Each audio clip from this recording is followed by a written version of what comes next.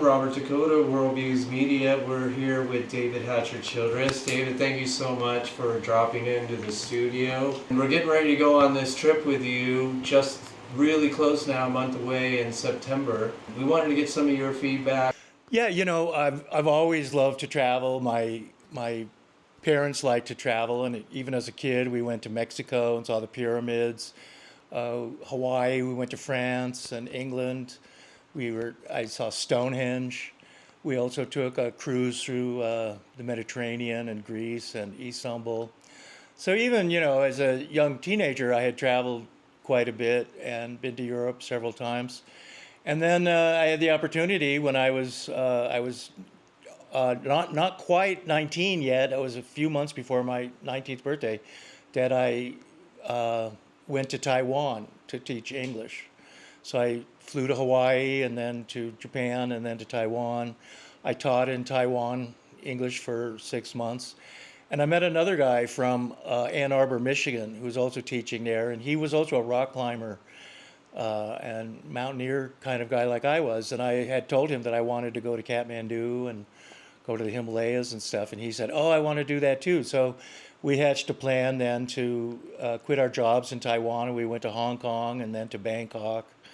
And we went to Burma at that time too, and then to Calcutta, and then took a train up to the Nepalese border. And then we went on a couple of treks and a climb, a technical climb in the Himalayas near Annapurna, actually. So that got me going, and I traveled all across Asia through Pakistan and Afghanistan and Iran, all in the kind of later 70s, but before the revolution in Iran. And then I went through Turkey and Syria and Jordan to Israel, and then later I went to Greece and I went to Egypt and traveled for 2.5 years through Sudan and the rest of Africa. And then I returned to India, traveled to the Indian Ocean and stuff. So I was gone almost 5.5 years traveling. And then I returned to the US finally. And then I started traveling through Central America and South America and Pacific Islands, Australia, New Zealand, stuff like that. Eventually went to Cambodia, other exciting places. So that's great. And traveling is such good education. And there's just so many places to see. And the more places you see, the more you want to see, and you just learn things. And so when you travel, you're learning things, you're going to museums, and there's just so much to see. And I hope you will join us on our Southwest tour that's coming up, where we begin here in Sedona, where I am right now, and we go to some of the many interesting sites right around here: Tuzigut, Montezuma's Castle, and well. There's a lot to see just here in the Sedona area, and there's good reason for Sedona to be such a tourist mecca here in northern Arizona. But then we'll head out into the wilds of Arizona, to the Meteor Crater, up into the Hopi lands, to the ancestral Anasazi areas like Chaco Canyon and Mesa Verde, the salmon ruins, Aztec ruins in New Mexico. There is so much to see, and most, even people who live here in Arizona, haven't really seen a lot of these things and they're relatively remote, and some are kind of hard to get to. But with our bus and our Jeeps and whatnot, we'll be able to see all these places and more. And we'll be staying in pretty nice hotels, some very rustic and kind of famous old hotels and things like that. And some great restaurants too. We always go to the coolest and most interesting restaurants. So there's a certain amount of luxury, to these trips, but a certain amount of ruggedness as well. Yeah, on the last trip that we went on, I remember we stopped at Tuzigut. We had that talk about Kibera's Pass and all of this place around here. You have a working theory that this is all, or the people that came here and populated this place may have been part of the Empire of Shiva. The Empire of Shiva, right, and the Kam people. Yeah, the evidence is really there that Hindus, Buddhists were traveling from India and Indonesia and Cambodia and Vietnam area, what is today Thailand, and they were going out into the Pacific, and they were the Kham or the Kampa people. They were Hindu Buddhist. They were very similar to Egyptians too, and that's also a word that the Egyptians used for themselves, Cam. So that word Cam, where we get the word Cambodia today, is also means Egypt, and it's also a Tibetan word too. Cam, the Kampa, they were the Tibetan guerrillas who fought against the Red Chinese in the 50s and 60s, and they were armed by the CIA, and they were also called the Kampa guerrillas. So they went out into the Pacific. We would call them the Polynesians and Micronesians, really, of today, where they went out to Micronesia, to Nan Madol, Ponape, southern Philippines, and also then to Hawaii and to Tahiti and Marquesas and Samoa and Tonga, Easter Island. But they also they went all across the Pacific. They went to Mexico. They went to South America. They were in Peru, and they were in Colombia as well. And they were here in the Southwest. So we have this mysterious civilization down in Phoenix called the Hohokam. So here's the word Cam again, Hohokam. And they built canals and huge cities and buildings, Casa Grande. The city of Phoenix is using canals that they built thousands of years ago. They're still being used today by modern Phoenix. But that civilization collapsed and disappeared, and they abandoned all those cities. And the same thing happened up here, too, at Tuzigoot and Montezuma as well. Places like Wupatki, that's north of Flagstaff. They had ball courts, just like down in Mexico and Guatemala and stuff like that. But they abandoned all these cities. And the only ones that were really left were the Hopi Pueblos and the Zuni Pueblo, which is right on the border of Arizona and New Mexico. So that's kind of what happened there, was that there was a very flourishing civilization. They weren't just down in Phoenix. They were up into Utah. And there's over 100 ball courts, and they're also in southern Utah. And they use the rubber ball that has to come from like Guatemala, and the chicle rubber trees down there in very southern Mexico. So it was a big trade network all the way from Central America up into southern Utah and southern Colorado. And you at Tuzigoot, you were also talking about these different people in the different places, like Tuzigoot.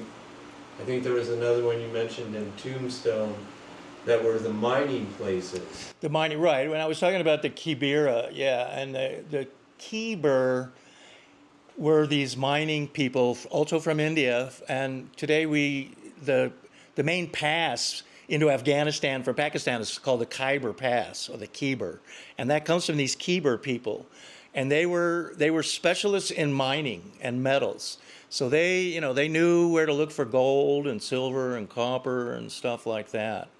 And so down between Tucson and Nogales there's a Khyber State Park, and there was ruins there too.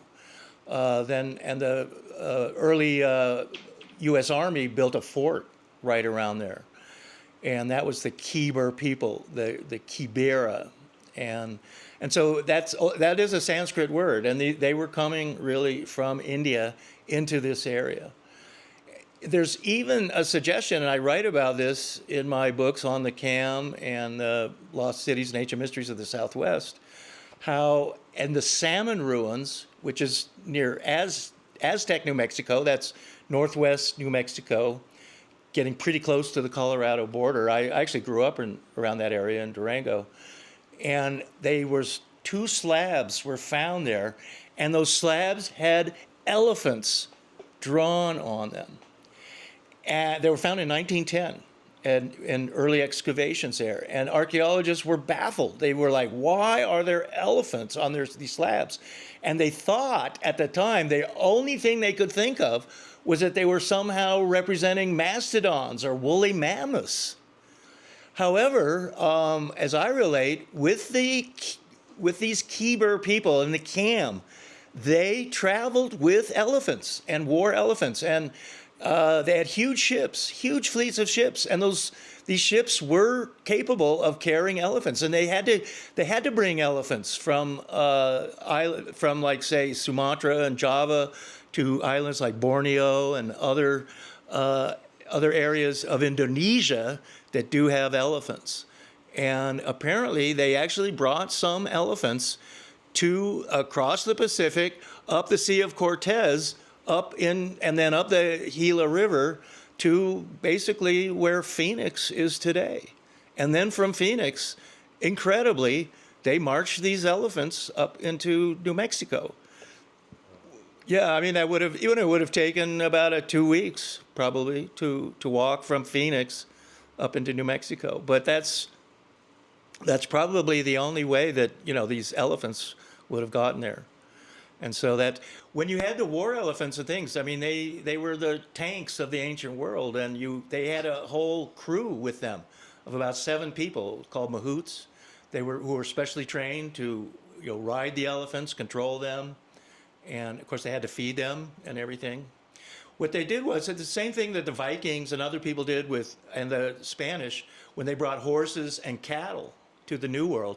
They held them on straps. So they were kind of hung in the hold of the ship, but they had straps underneath them so that when the ship was rolling and stuff, they weren't being, thrown to the side of the ship. So they would have had to do something like that for elephants too, and we know they did. They were shipping elephants from Sri Lanka and Java all over Southeast Asia and even to Iran and to Syria, and so like these armies in Syria and Israel and the Persians, they had war elephants, but those war elephants came by ship mainly from Sri Lanka or southern India or from Sumatra or Java. So it's fascinating, that what the whole thing is. Archaeologists and historians today, they want to tell us that oceans are barriers and that people can't get into ships and cross oceans. They have to walk everywhere. But that's unscientific. It's just not the case. Oceans are highways. That's the easy way to get to places, is to go in a ship, not to walk everywhere. And so many of the people who came to North America, and even the Hopis themselves and the Navajos too, actually to an extent, say that, yeah, they came in ships. They came here in ships. So, yeah, people were traveling, and we know they traveled to all these Pacific islands in ships, and why they couldn't, make that little extra voyage onto Mexico or South America is, would seem illogical. Of course they came all the way here. I mean, islands like Hawaii or Easter Island, for that matter, are thousands of miles from anywhere. The Hawaiian Islands are especially remote islands, and yet Polynesians got there and settled all those islands, and even Easter Island with all of its giant statues. And those giant statues on Easter Island, they are, as I claim in my books, they are statues of Shiva. Yeah, also I remember, David, that you were saying about Clifford Mahooty's last name. The one who's driving the elephant is a mahout. A mahout, yeah. I would talk to Clifford about that, and he got that. A mahout is the word in throughout India and Indonesia and Thailand and all that for someone who's working or controlling the elephant. And the mahout would normally sit right behind the head of the elephant, and he would have certain pikes and things to steer the elephant and do what he wanted. And there were other guys too. And on these war elephants, they would have huge baskets, and they would hold maybe up to 5 archers who are all up there, with their bows and arrows shooting at people and and all that kind of stuff. So that is the mahout, and his name was Mahouty. So I thought, well, that's interesting. Another interesting thing about Zuni is that Zuni had, and still kind of has, a sacred peach grove that has been there for apparently thousands of years. And peaches are from China. I mean, they're not native to North America or South America. Peaches ultimately come from China. It's believed by anthropologists that somehow the Zunis got their early peaches from the early Spanish, but that doesn't seem to be the case. They had that peach grove before the Spanish came, apparently, and that's an indication too that the Zunis and the Hopis and the Hohokam were coming from basically Southeast Asia, southern China, Vietnam, Cambodia, Thailand, Malaysia, Sumatra, and southern east coast of India. Yeah, I remember Clifford had told me that the peach in Zuni is called moai, and in Japan it's called momo. Momo, okay. Yeah, a woman from the University of Oregon, Nancy Draw Davis, wrote a book called The Zuni Enigma. And in it, she basically also draws all these parallels and that with with Japan. And she claims in that book that Zuni is a Japanese dialect, I believe. Yeah, and she talks about that peach grove and other things too. She doesn't talk about the mahouts though. I don't believe in that book, or elephants. I mean that's from me. But yeah, the Zunis and the Hopis have a certain kinship. They're not the same people, but they have a certain kinship. They speak a different language too. Yeah. But yeah, it seems like also the idea was that the Chinese, particularly, and this would be with the Kam and Hindu Buddhists too, as they saw North America they called it supposedly Turtle Island, and Turtle Island because of it. If you look at it from the sky, from space, North America, it looks like a turtle, with the Baja and Florida as its legs, and then as it narrows down into Mexico, that's the tail, and so yeah, that Turtle Island is there, and that the Chinese wanted to find the center of the world, the middle of the world. And they felt that the middle of the world, the center of the world, was somewhere in North America, like right in the middle of North America. Well, that spot is basically Zuni, where Zuni is today, and the Zuni Pueblo, because Zuni is right on the continental divide. It's right on the continental divide of the Rockies. So from Zuni, rivers go west to the Pacific, but they also go east to the Atlantic. So Zuni is sort of in some ways, they thought that was the middle of the world, and so they built Zuni there apparently. There's also a salt lake just south of Zuni that's part of the Zuni reservation, and that's also another reason why Zuni, I think, exists where it does, because of that salt lake. The Hopis also have a salt mine in the Grand Canyon that they control. Yeah. But that was always something important. And the say near Cusco in Peru, there's a salt mine right there that the Incas controlled. And so it's important for a civilization in a way to have a salt mine somewhere. And you want, of course, in this area, turquoise mines and copper mines, which is what Tuzigut was an ancient copper mine and gold mine for the Hohokam. And it was later mined by early cowboy settlers and whatnot, but it had been mined for thousands of years before that. And it was an ancient mine. And in fact, they found some mummies that they thought were Aztec mummies in the mine at one point. Yeah. The mine was, the original name of the mine was called the Lost Apache Mine. The Jerome Mine. Yeah. Okay. So we'll see the Jerome Mine too, and Tuzigut when we do our Southwest tour.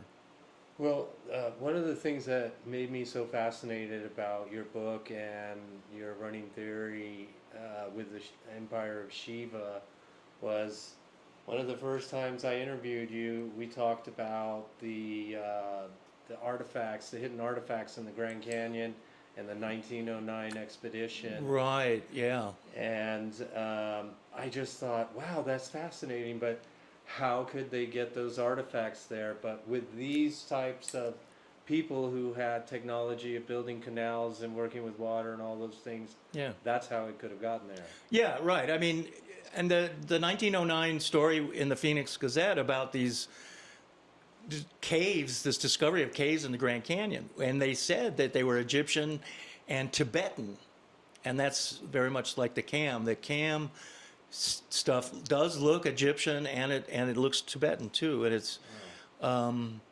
so yeah, and you know that's part of the thing is that anthropologists and zoologists, archaeologists today, they think that these people up here are isolated, and that Phoenix and those canals, you know, that's it's about 100 miles away, you know, and that to them that's really far, and there can't be connection. You know, oh, that's 100 miles from here. Well, you can walk that in 2-3 days. Of course, there was trade up here from there. There had to be, and as I'm talking about, they had ball courts. And they had rubber balls. They had also exotic feathers that came from parrots and things from that were coming from Central America. And they had chocolate. They found chocolate in the bowls and things like that. Wow. So they know they had all that. So this trade was there. And yeah, the Hopis will tell you. The Hopis will say, yeah, our ancestors built all this stuff. They built Tuzigu. They built Wupatki. They built Montezuma's well and all that castle. But then in the end they abandoned those cliff dwellings, mainly apparently because of the Apache invaders, and they then went to the Hopi mesas, and where they could, you know, live on cliffs literally in these, you know, pueblos. The Zuni Pueblo was not on a cliff or anything, but it was a giant, huge building. It's gone now. And the new Zuni Pueblo is there. But yeah, I mean, it was, you know, significant buildings, and that wasn't something that the Apaches could attack, really, so they would just leave them alone. But the Apaches, you know, were warriors, and that, in fact, the word Apache is a Zuni word for enemy.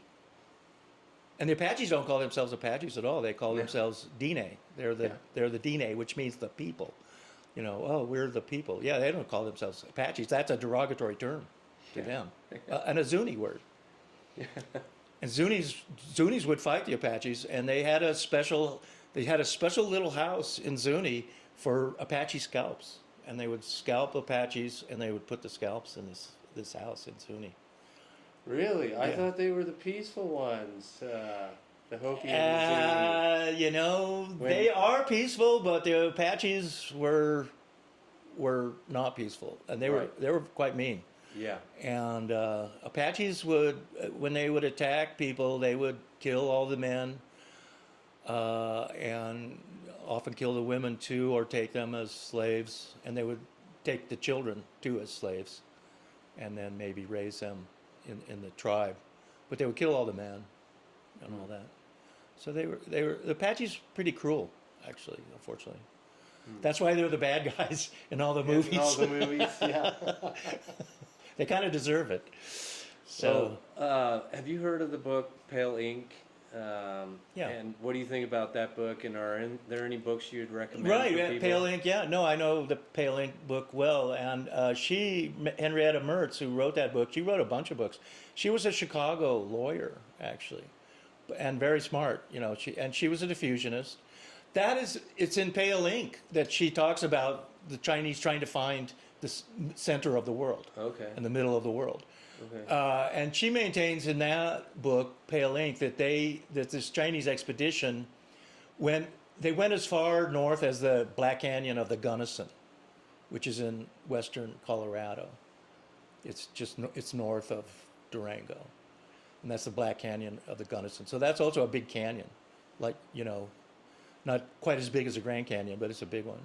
So that's about as far as they got, apparently. Right. That's what she says. And then they kind of feel they had found the middle of the world, center of the world. And But so that's also, that's where I think Zuni fits in too, as this center of the world spot where they settled it, and so yeah, that whole area of the Hopis and then the Zunis, and then you have the Pueblos, Indians around Albuquerque and Santa Fe and Taos, where also you have Pueblos, Indians there. Acoma. The Acoma Pueblo is on cliffs. I mean, those are like sheer cliffs all around that Pueblo.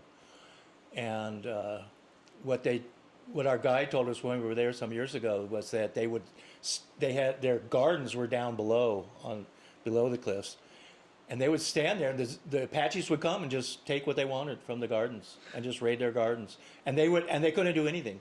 They were safe up on top of their cliffs, but they were just like, okay, take our stuff, just leave us alone, and that's how it went.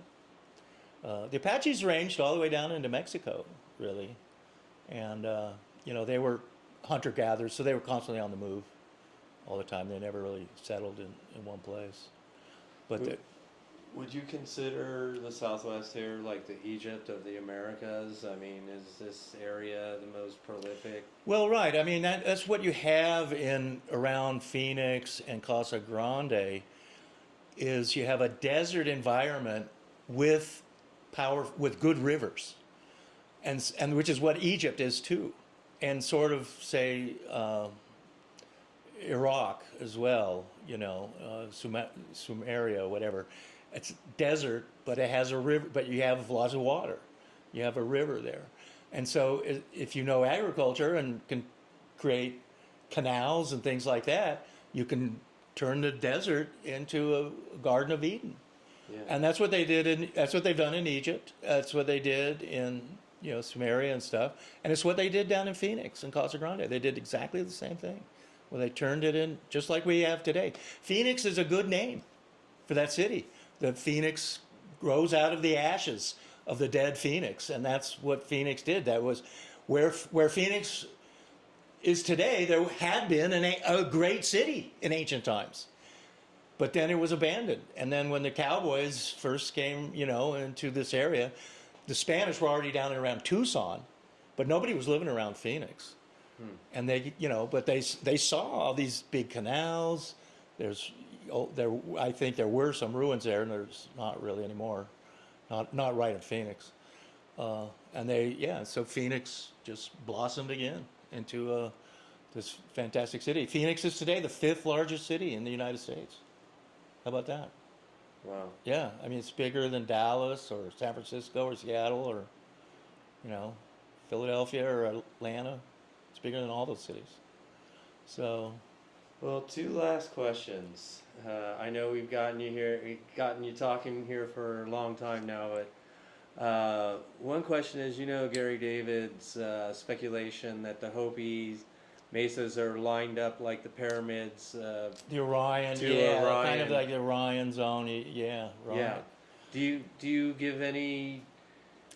you see anything there? Because he sees the Walnut Canyon and the Sipapu and Chaco Canyon would be like Heliopolis in Egypt. And right, yeah.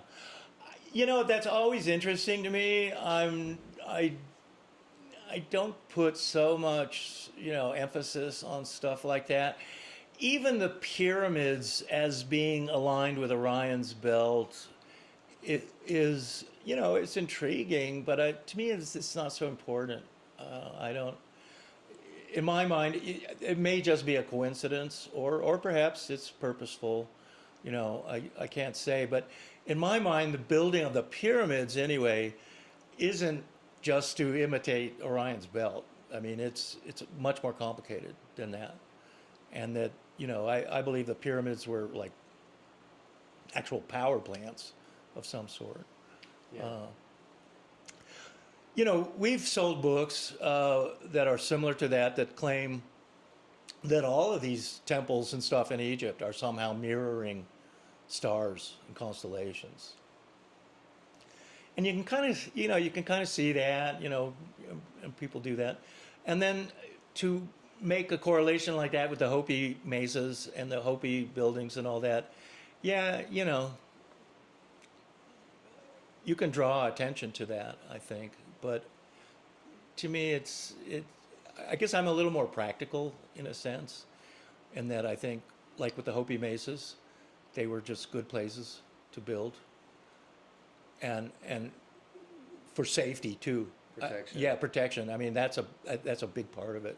Yeah. And so, where they found a place that they could build and would give them protection, I think that was the most important thing.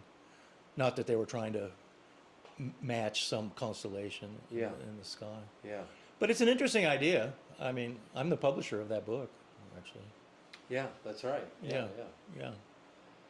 Well, one last question. This is a little bit of a segue to Austin, since we're going to be in Austin in October, and everybody who comes on the trip with you will get a general admission ticket to Austin as well. Is that right? Okay. Yeah, and they have close by there. They have those cart ruts. You've heard of the cart ruts in the mud with the human footprints. Well, are the cart tracks like in Malta and stuff? These cart tracks. They're similar to that. There's some down there. Is that right? I don't know about that. Yeah. Do they? And what do they attribute it to? Do they? It's a little bit back and forth, kind of like the Malta story. I've heard different stories that maybe somebody was pulling something, and so it ends up looking like a wheeled cart. But but it's really, is it like prehistoric then? Yeah. Yeah. Okay. Yeah. Yeah, you have those Paluxy River footprints in Texas. I'm not exactly sure where that was, but that was also dinosaur tracks with human tracks and stuff together. Yeah. Yeah. There's some interesting stuff there. Wow. Well, I'd like to see that. Yeah. I'm looking forward to going to Austin. It'll be fun. I hope you guys can also join us in Austin. That would be great. And to get a free Austin ticket if you sign up for our Southwest tour, that's a good deal. Yeah. All right. Well, thank you so much for your time, David. Thank you for coming all the way to the studio, and we really appreciate you. And we're going to get everybody interested in what's going on with the tour, and we'll look forward to seeing you in Austin as well. Yeah, I look forward to it. All right, thanks. Thanks, David.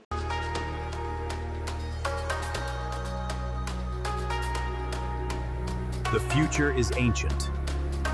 A quest across time and dimensions, unlocking ancient civilizations,